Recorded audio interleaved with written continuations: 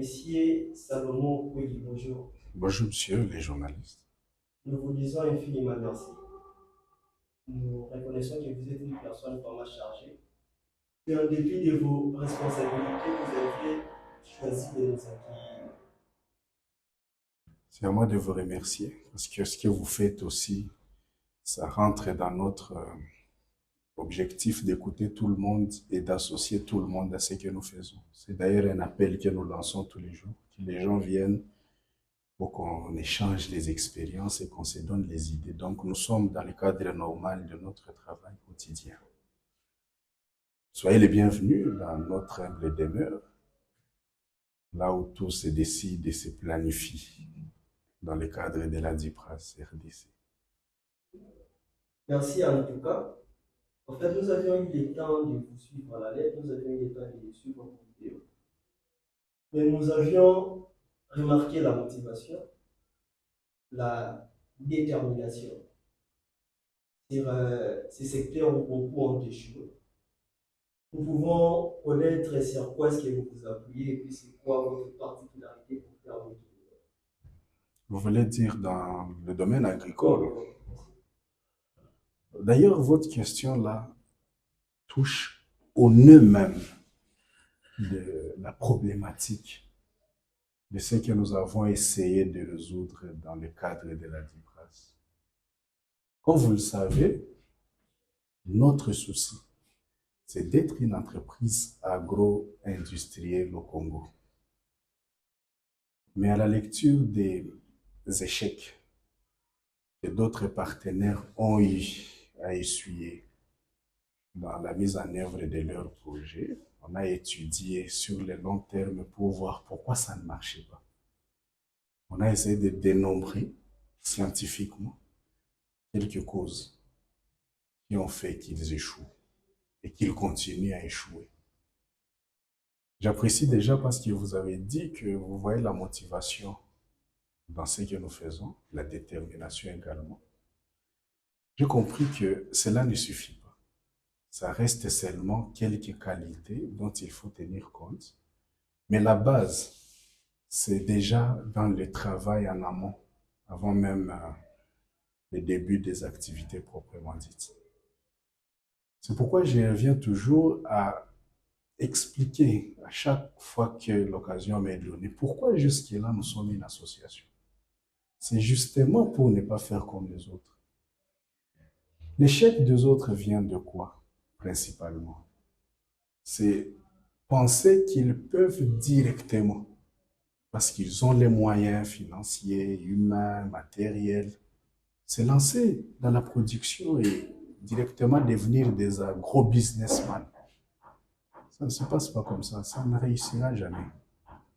Déjà, le projet agricole a la particularité d'être exécuté dans des champs auprès des paysans.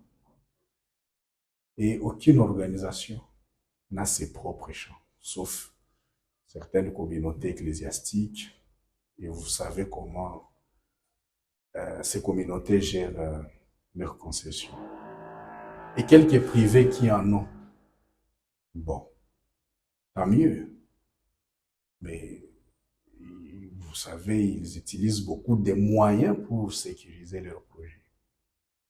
Et ces moyens pouvaient être orientés dans l'exploitation. Le gouvernement aussi, il faut le dire, n'a pas réussi. Vous pensez pourquoi? Les cas les plus récents de Bukangalonzo, on évoque les détournements, ça c'est un autre débat. Mais déjà à la base, dès lors qu'ils n'ont pas intégré la communauté locale dans ce qu'ils devraient exploiter comme terre et ce qu'ils devraient accomplir comme activité, cela a été même la base de l'échec de ces projets, avant même qu'on aborde l'aspect financier. Et c'est ce que nous voulons éviter comme piège. Nous ne voulons pas, parce qu'on a la volonté, la détermination, comme vous le dites, amener toute cette ardeur-là au travail comme si c'est l'énergie seulement qui suffit. Mais en amont, nous voulons d'abord gagner la confiance des communautés locales. Pas pour les distraire, mais pour les impliquer réellement comme premières bénéficiaires de nos activités. La DIPRAS, comme vous le savez, n'a pas ses propres champs. Les champs que nous exploitons dans telle ou telle autre province procèdent d'une négociation et d'un partenariat avec les mêmes communautés. La main-d'œuvre que nous devrons utiliser, parce que déjà, ce que nous avons accompli, nous l'avons expérimenté. Nous l'attirons dans la même communauté. Les cultures que nous allons produire, que ce soit les semences, que ce soit les outils aratoires, bref, les intrants, doivent venir de la même communauté. Parce que la communauté doit se réjouir de manger et de se sentir concernée par ce à quoi elles sont habituées dans leur, permettez-moi la tautologie, dans leur habitudes alimentaires. Et c'est toute cette analyse-là que d'autres projets essayent d'enjamber. Et quand ils partent directement dans la production parce qu'ils ont les moyens, parce qu'ils ont ce qu'ils pensent être nécessaire pour produire, ils n'y arrivent pas. Parce que quelle est la conséquence?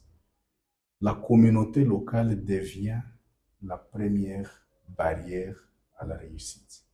Un, parce que d'une part, elle va se sentir dépouillée de ses terres, tellement elle conçoit que l'entrepreneur est venu s'enrichir sur leurs terres, lui en met trop dans sa poche, et eux sont délaissés. D'autre part, un peu comme je les vois dans certains projets, vous amenez même votre propre main-d'œuvre, comme si localement là-bas, il n'y a pas de personnel qualifié. Et eux qui croupissent sous le chômage et d'autres défis de vie quotidienne, vous les abandonnez.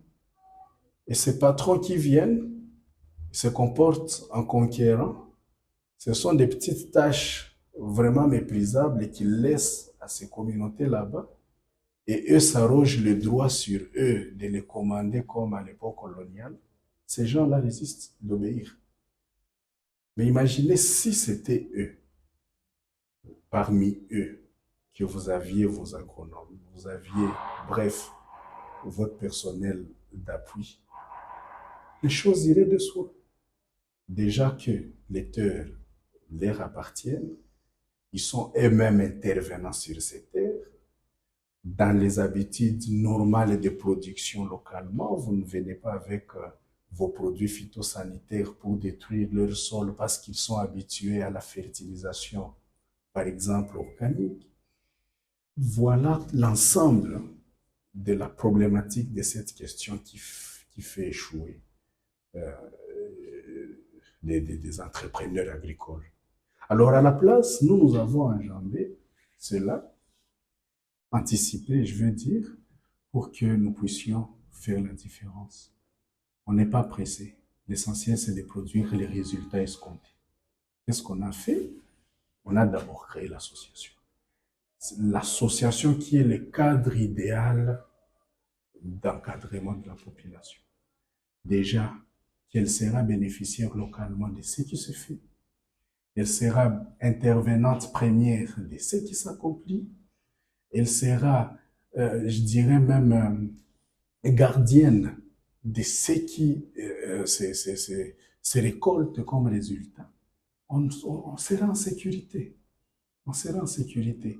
Et quand eux comprennent que c'est pour eux que tout cela est fait, que tout cela est accompli, ils deviennent jaloux de la réussite de ces projets et ils vont tout faire, donner corps et âme pour que cela aboutisse aux résultats escomptés. Donc voilà toute la différence. Ici, les défis, ce ne sont pas les moyens financiers, ce ne sont pas les moyens humains, c'est la stratégie d'encadrement. Et pour nous donc, la stratégie d'encadrement est notre marque de fabrique pour prendre ces communautés-là, les intégrer dans notre activité et les mettre même sur leur piédestal pour qu'ils soient, ou qu'elles soient, le levier de premier plan dans la réussite de ce que nous prévoyons accomplir. On a expérimenté cela au Sud Kivu, ça a marché et on s'est dit, alors là, On peut maintenant essayer d'implémenter la même stratégie ailleurs. Et c'est sur base de ça que nous sommes très convaincus que nous allons produire les résultats. Dès lors que quand nous finissons, au bout de compte, c'est avec la même population que nous allons revendre les produits, c'est avec elle-même que nous allons les consommer. Donc, bref, ça sera une grande famille. C'est ce qu'on appelle la nation congolaise. Au moins, nous le vivons. Voilà un peu ce qui fait la différence entre Dipras et d'autres entrepreneurs agricoles. Je ne savais pas que vous avez tellement de la matière. En 2 lignes, quelle est la quintessence du projet de la Dipras? En 2 lignes, c'est beaucoup me demander, tellement la révolte est profonde. Pour tout Congolais épris du vivre ensemble. Voir la disparité qu'il y a entre la vie des gens dans les villes et la vie des gens dans les campagnes, dans les villages, dans les milieux ruraux, c'est, bon, je dirais, les uns sont insolemment riches et les autres insolemment pauvres. Maintenant, en 2 lignes, nos projets visent à rapprocher les deux extrêmes pour que les plus riches ne redeviennent plus davantage riches au mépris des pauvres, mais que les pauvres s'avancent un tout petit peu des conditions de vie de ceux qui sont dans les milieux urbains.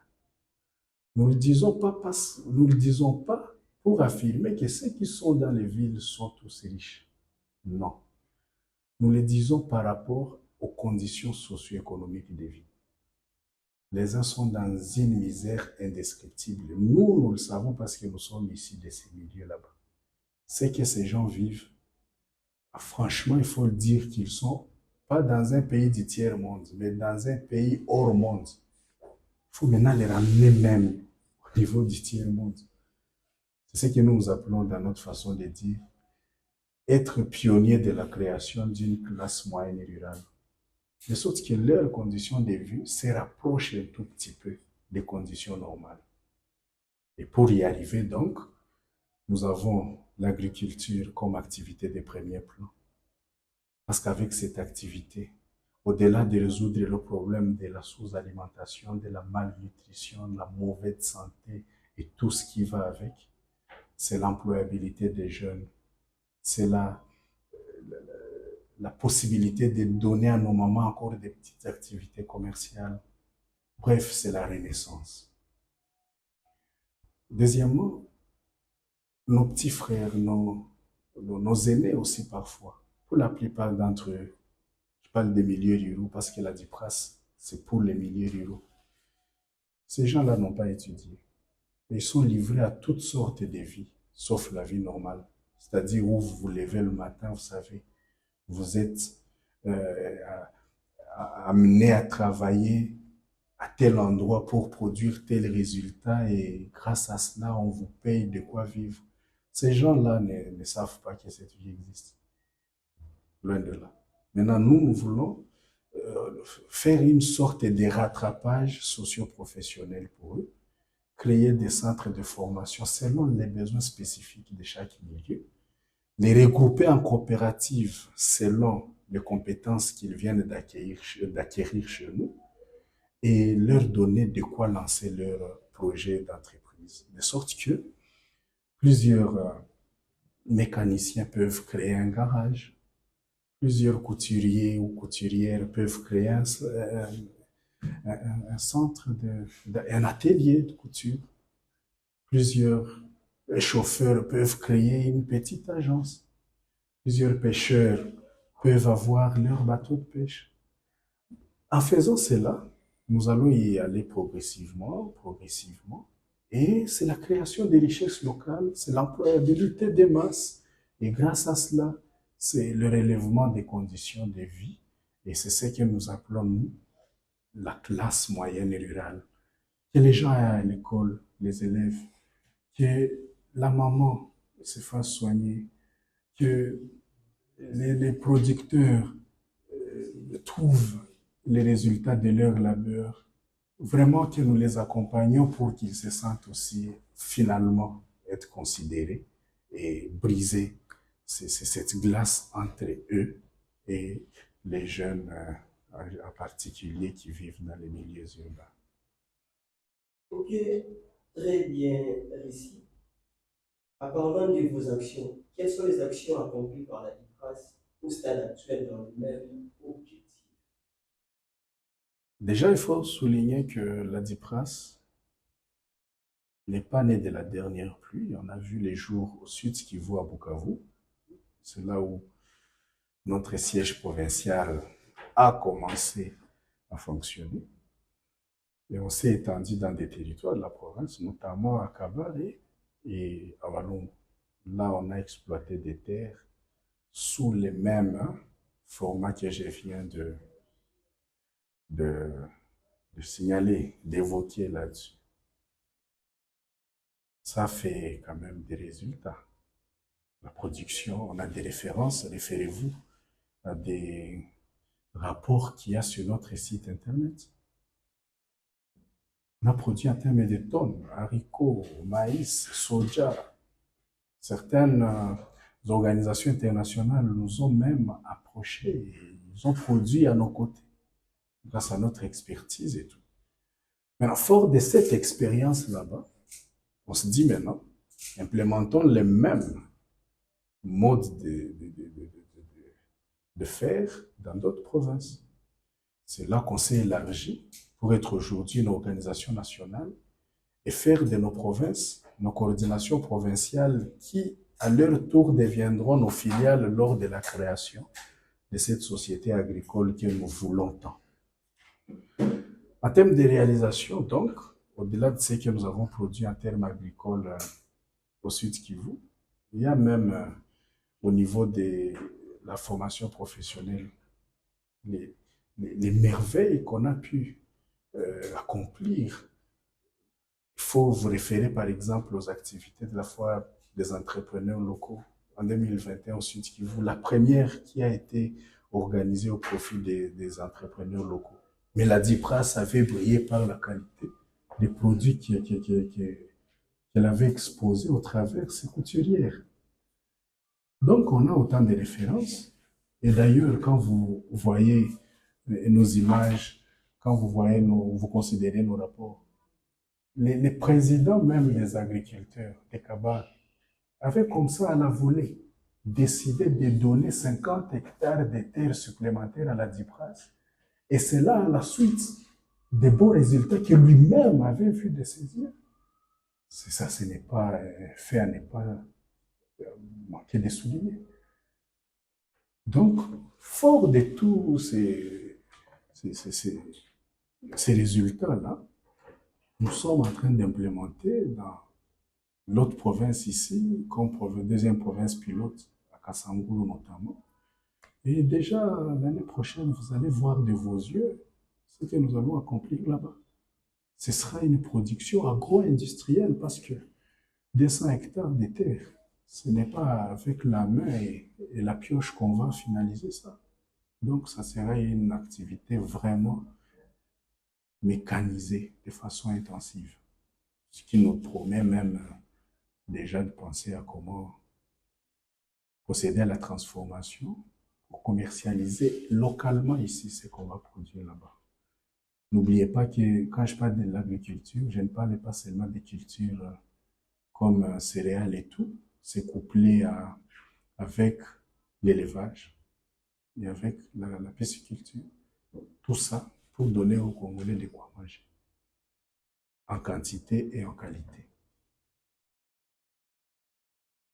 En parlant de vos actions, à quoi travaillez-vous actuellement pour la réalisation?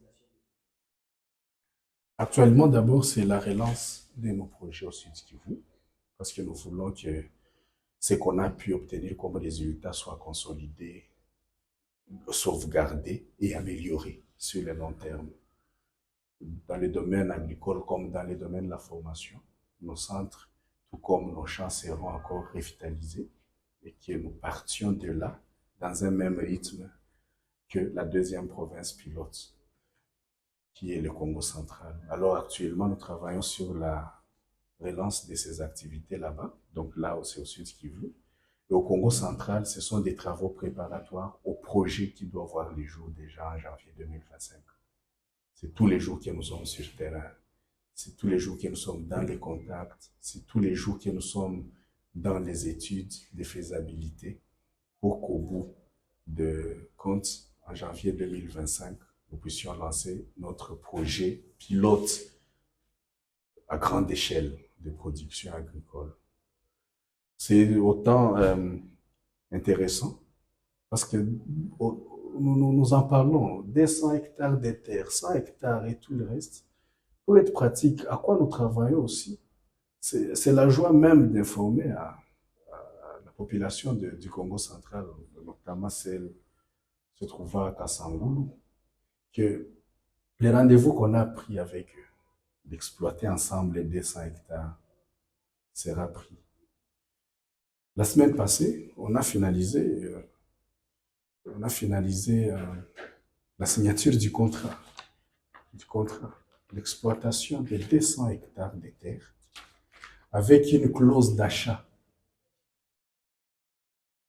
sur une durée de 25 ans. Imaginez-vous. 25 ans, la terre vous appartient. Si vous êtes intelligent, vous pouvez en produire vous-même 2000 hectares. C'est pourquoi nous appelons ces 6 projets pilotes, parce que sur base de ces projets ici, nous allons créer notre propre terre et notre propre richesse. Et puis ce n'est pas avec un individu, c'est avec tout un clan qui est représenté par un chef coutumier de ces clans là-bas. Donc on est pratique et on évolue. Ce n'est pas donné à tout le monde. Vous avez vu la guerre entre le gouvernement d'antan et les communautés locales lors de la mise en place du projet de Bukangalozo. Ils ne se sont pas bien pris, alors on en a profité pour corriger cette erreur-là. Impliquer la population locale, avoir des conventions précises de cette nature sur une durée déterminée qui nous favorise l'atteinte de nos objectifs, tout comme eux aussi se retrouvent dedans dans le cadre de la collaboration, comme des gens qui vont profiter sur le long terme des résultats qui seront produits sur ces terres là-bas. Et la même logique va être implémentée dans d'autres provinces au fur et à mesure, au bout de 5 ans. Nous allons nous voir pour faire le bilan et ça sera à notre grande satisfaction à tous qu'on se dise ce n'est plus le Sud Kivu ou le Congo central seulement, mais c'est peut-être dans 20 provinces, pourquoi pas. Pourquoi pas 26? Dieu nous prête en vue. On commence toujours de quelque part pour devenir grand.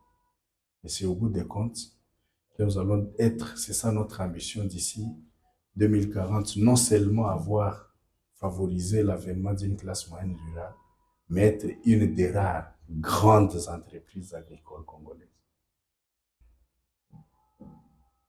Nous savons que vous avez suffisamment informé les autres fermiers. Qu'avez-vous déjà mobilisé en termes de ressources et d'équipements pour l'exécution du projet selon les calendriers? Déjà que nous avons les terres bien sécurisées par un contrat signé solennellement, vous êtes à notre siège ici et vous avez eu à parler avec certains de nos staffs techniques.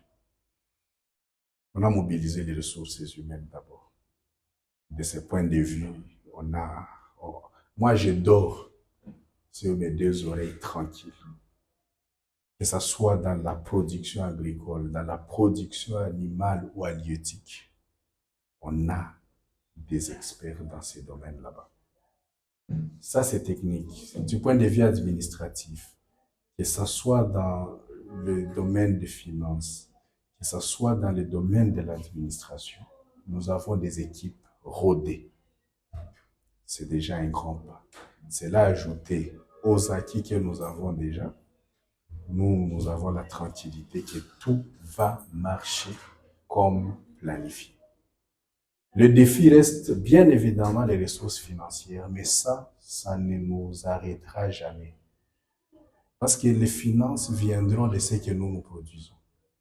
Et c'est quand nous sommes sérieux, et c'est quand nous avançons petit à petit, que les investisseurs nous feront confiance et qu'ils nous donneront ce qu'il faut. Non pas comme aide, mais comme moyen d'affaires pour que nous puissions, grâce à leurs investissements, créer nos propres richesses et leur retourner avec retour sur investissement leur dû.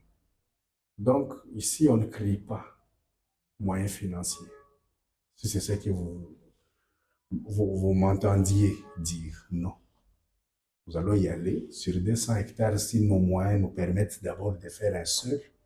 Ce seul-là va permettre que nous ayons 5 à la deuxième saison et au bout des 5 ans, nous y arriverons.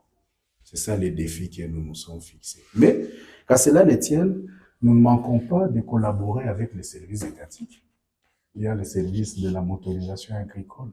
On est en collaboration. Je vous inviterai d'ailleurs, vous, pour nous accompagner lorsque nous serons invités à venir récupérer nos machines agricoles, notamment les tracteurs. Nous savons que nous sommes déjà programmés quant à ça. Il y a le Sénafic pour les fertilisants. Donc, on collabore un temps soit peu, du mieux que nous pouvons avec les services concernés pour que nous ayons l'appui nécessaire. Si déjà ça sera bien, au seuil même de l'année prochaine, nous allons faire ce qui sera possible, mais dans la joie. Parce que ce qui se réalise avec ce qu'on a pu obtenir, c'est mieux que de rêver réaliser des choses qui n'arriveront jamais. Pour finir avec ces grands projets, comme vous l'avez décrit un peu, de quoi avez-vous besoin pour l'exécution de ces projets? Bon, vu le caractère social d'abord, pas d'abord économique, mais social de ces projets, j'ai envie de m'adresser au chef de l'État et surtout à Madame la Première ministre, celle qui conduit au quotidien la politique générale de la nation. D'abord, le chef de l'État, s'il vous plaît, Excellence, Monsieur le Président de la République, vous avez comme défi de créer 6 400 000 emplois d'ici à la fin de votre mandat, sachant qu'il ne nous reste plus beaucoup de temps pour ce faire. Qu'est-ce que vous faites pour y arriver? C'est vrai que il y a plusieurs mécanismes qu'on vous propose, plusieurs projets, plusieurs idées. Mais pourquoi on n'a pas fait mieux depuis un temps? C'est parce que ces structures-là ne fonctionnent pas, chef. Investissez dans l'agriculture avec les partenaires privés. Dotez-les des moyens conséquents. Et trouvez des contrats de performance avec ces gens-là. Et vous verrez qu'ils vont vous produire des merveilles. Nous, DIPRAS, nous n'avons pas les fonds du ministère de l'Agriculture, par exemple. Mais je vous mets au défi qu'il nous en faudrait peut-être 1/1000 de ce qu'ils dépensent là-bas dans des projets théoriques qu'ils ont l'habitude de nommer dans des termes qui sont incompréhensibles. Et nous allons produire des merveilles. Mais comment vous convaincre dès lors que vous n'êtes pas accessible? On nous bloque l'accès pour vous dire clairement nos stratégies, notre solution exécutable et sur les coups de produire des résultats immédiats. Parce qu'ils savent que si nous avons accès à cette audience là-bas, eux ne vont plus vivre. Parce qu'il faut dire les choses telles qu'elles sont. C'est parce qu'ils ont cette opportunité de détourner ce qu'il y a à détourner, de théoriser ce qui doit être exécuté pratiquement, qu'ils vivent. Mais si nous avons des solutions idoines et qu'on agisse et qu'on réalise, mais les ténèbres à ce niveau là-bas. Donc, pour les défis de la création d'emplois, pour les défis de l'alimentation des Congolais, pour les défis de la sécurité alimentaire, comme vous avez vraiment le souci de les réaliser en créant un ministère dédié à la sécurité alimentaire, investissez avec les partenaires privés. Et nous, la DIPRAS, nous sommes là, prêts à vous accompagner. Et nos idées, si vous avez le temps de les écouter, d'en comprendre l'essence, la portée, la quintessence, nous sommes plus pragmatiques que plusieurs de vos experts. Nous pouvons vous réaliser un travail remarquablement impressionnant. La même adresse, le même souci, je l'envoie même à la première ministre, chef du gouvernement, d'identifier le ministère sectoriel qui entre en compte dans notre programme et de nous associer. On a toujours pleuré. Il y a le mécanisme d'un contrat de partenariat public-privé.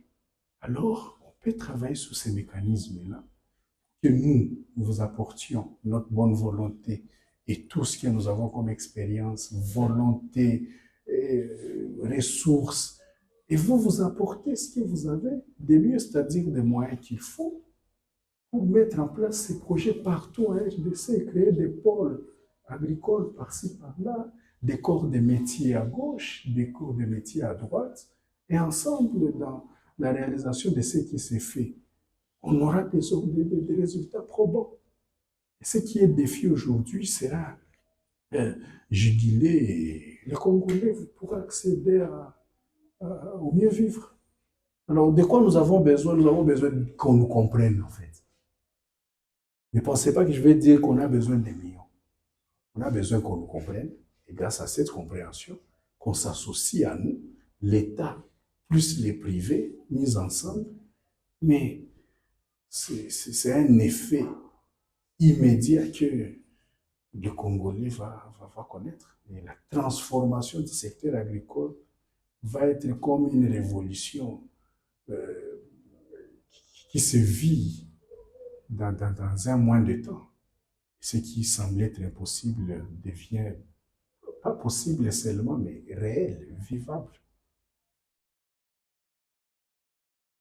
Nous vous disons infiniment merci pour le temps disposé et nous parler en détail sur la défense. Nous voyons que c'est pour la première, mais nous la dernière. Ouais, merci beaucoup, surtout à vous. Je profite de votre micro pour lancer l'appel au peuple congolais. Le développement de ces pays, c'est vrai, est conduit par l'État qui en a la charge, mais si nos populations nous ne prenons pas conscience et que nous entreprenions, créer notre propre richesse, nos propres opportunités, les efforts qu'il faut à leur niveau ne suffiront pas. Remettons-nous au travail, remettons-nous à la tâche. L'impossible sera demain réel. Merci pour votre passage. Que vous nous aidiez à sensibiliser davantage. Que le bon Dieu qui vous a conduit jusqu'ici vous guide pour que ces images aillent plus loin et que ça atteigne les décideurs qui peuvent, de leurs mains, à travers une simple signature, changer la vie des millions de Congolais. À tous ceux qui nous ont suivis et partout où vous êtes, nous vous disons infiniment merci et nous vous fixons pour un prochain numéro.